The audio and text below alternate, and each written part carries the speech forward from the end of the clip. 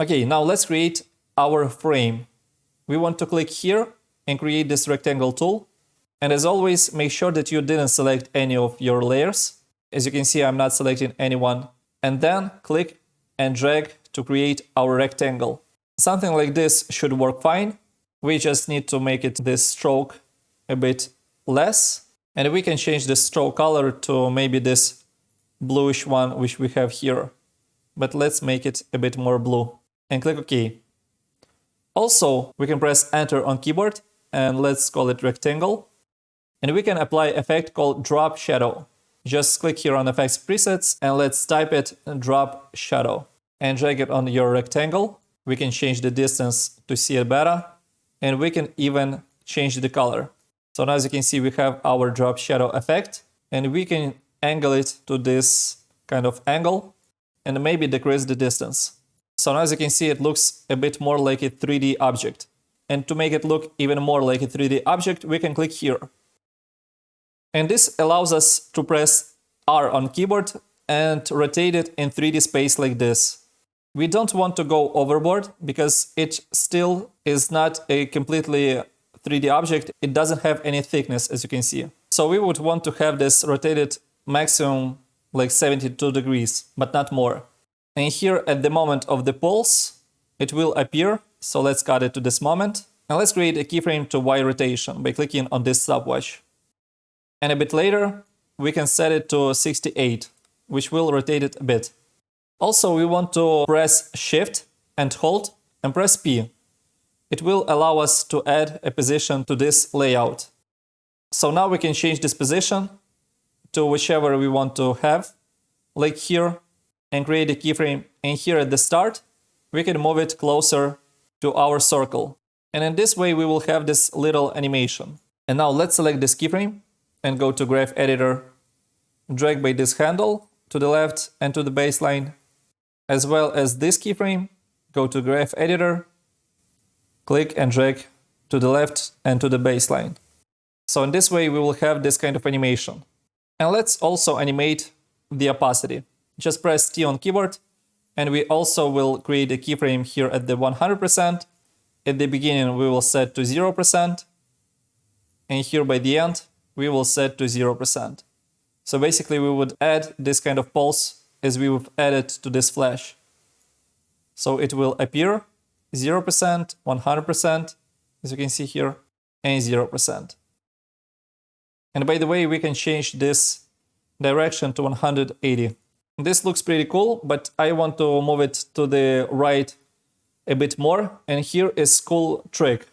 If we will press P on keyboard, and if we will try to move it to the right, you can see that it creates new keyframe. And it's not what we want. So basically, when you have any animation already applied, you can just set your time cursor on one of the keyframes. And to set your cursor on one of the keyframes, you want to hold Shift. It will snap to each of the keyframe. So basically, I want to set it to this keyframe here. And now, if I'm gonna select all keyframes which I have of the position, and then click on the position, it will allow me to change the position and not lose any animation which I've already created. Basically, now I can just press arrow keys on keyboard. I'm gonna press right arrow and move it to the right. To move it faster, I can hold Shift on keyboard and move it to the right, and it allows me to move it a lot faster. So in this way, I can change the position of my rectangle and not mess up this animation of position which I already created. It's a really cool technique. It really comes handy in the future. Okay, now we have this animation, and what we want to do is just to create a bunch of these squares. So here's a cool trick how you can create this a lot faster. Is just to select this rectangle. Let's press U to see all the animation, and let's cut it to this moment so we would see where it ends. Let's close it here. And now we can just press Ctrl D to duplicate it and move it to the right, so it will start a bit later. And let's use this trick which we already know, that we can press P on keyboard, hold Shift to snap to the keyframe which we already have, select all keyframes which we have, press Position, And then, or by using arrows on keyboard, or by changing this value, we can just move our rectangle, just like this. And finally, we can just press S on keyboard. As you can see, we don't have any animation, so we don't have anything to worry about. We can just make it a bit smaller. 90 looks good. And let's duplicate it one more time and move it a bit. And let's press P to see our position. Hold Shift to snap to one of the keyframes. Select the keyframes, select the position, and move it to the right. By the way, it's a good idea to be on the last keyframe. As you can see, I've made this mistake and it goes too far. So this is why I want to be on the last keyframe. Once again, I hold it Shift and I am moving my time cursor on this keyframe. And to be certain that you are on the keyframe, you can see by this lights up animation. Basically, if I'm not on top of the keyframe, like here, it doesn't light up. So this is how you know that you're exactly on the keyframe. It lights up. Now I can select all of the keyframes and move it because I want this last position to be here. Also, let's press P here. Make sure that you're on the keyframe. As you can see, it lights up. Select these keyframes, select position, and move it a bit to the right. And now it looks much better.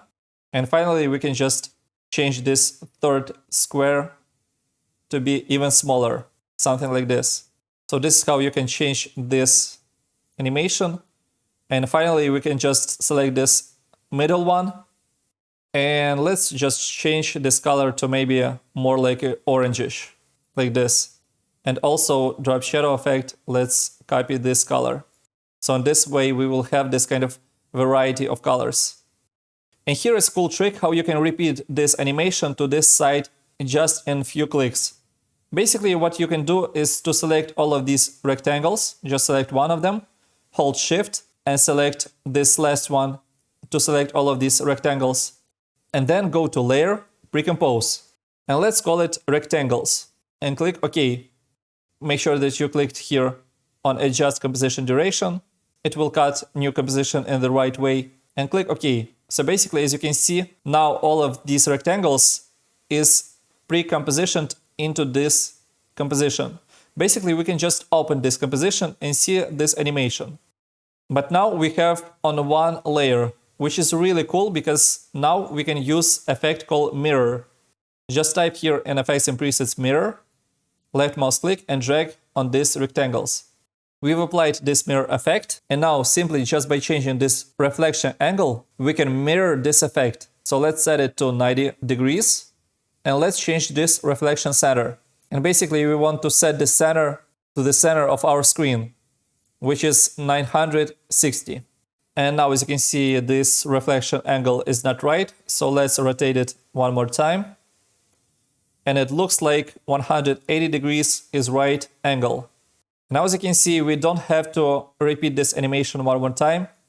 We can just use this mirror effect, and it really saves us time on creating these kinds of effects. One thing which we need to worry about is to move this rectangle animation just in sync with this pulse, so it would look more interesting. So this is how you can easily create this part of animation. And finally, we will add this really cool swirly kind of effect, which will introduce more techniques which you can use with the shapes. See you in the next video.